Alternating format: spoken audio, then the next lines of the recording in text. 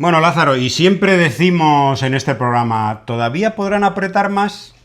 ¿La tuerca puede dar una nueva vuelta a la economía de Cuba y al cuello del pueblo cubano? Pues sí, puede dar.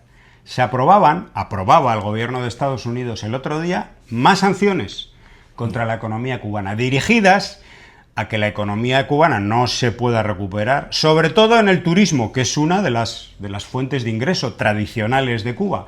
Ya han destruido el turismo con diferentes sanciones, con amenazas, con chantaje a países, empresas. Han conseguido que gran parte de la infraestructura hotelera que era gestionada por empresas españolas, por ejemplo, bueno, pues ya esas empresas se hayan ido del país, etcétera. Pero ahora han sancionado al propio Ministerio de Turismo de Cuba y a varias empresas dedicadas precisamente a la captación de divisas. Tere Felipe nos dice que la mayor potencia del mundo tenga que bloquear y sancionar todas las semanas a un pequeño país para doblegarlo es miserable, pero también es patético y es ridículo. Estados Unidos es una vergüenza mundial.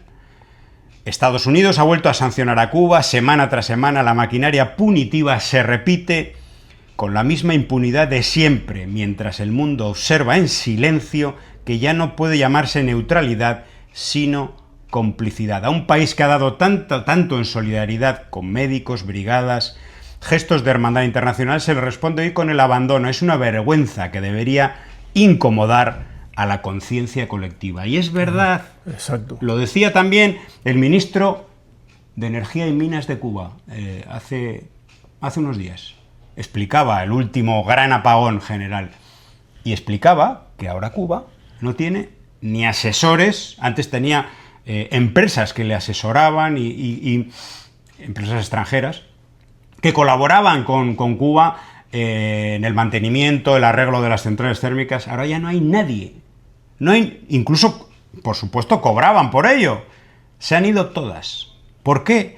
Porque el gobierno de Estados Unidos les ha puesto así una pistola en la cabeza.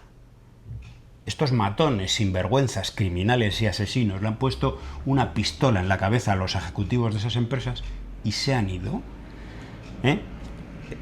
Estamos solos, ha dicho, estamos solos. Cuba, con sus recursos ínfimos, tiene que hacer frente a la situación eléctrica y económica en general, ¿no? Así es como actúa este imperio criminal, absolutamente criminal. Pero lo más patético es esto, que el mundo mira para otro lado, mientras no me toque a mí, ¿verdad? Sí, no, es de vergüenza ajena, como se suele decir. El pueblo cubano está demostrando una valentía, una resistencia extraordinaria ante el constante asedio de la potencia imperialista más poderosa del mundo. Y repetimos, debe darle vergüenza. ¡Qué cobardes son! Debieron mirarse un espejo y decir, soy cobarde, empezando por el presidente y por todo ese equipo de gente sin escrúpulos, sin empatía, sin gente que viola las leyes, el derecho internacional humanitario, todo. Lo están pulverizando todo para justificar, pretender justificar una agresión contra un pueblo noble, corajudo, valiente, independiente y soberano como es el pueblo de Cuba. Pero hay un grupito, insistimos en esto, un grupito de gentuza que sirven a esos intereses. Cobran dinerito, han hecho del mercenarismo un trabajo, un empleo, y no tienen escrúpulo en alentar y ser parte de esta maquinaria diabólica, absolutamente criminal de los Estados Unidos contra Cuba.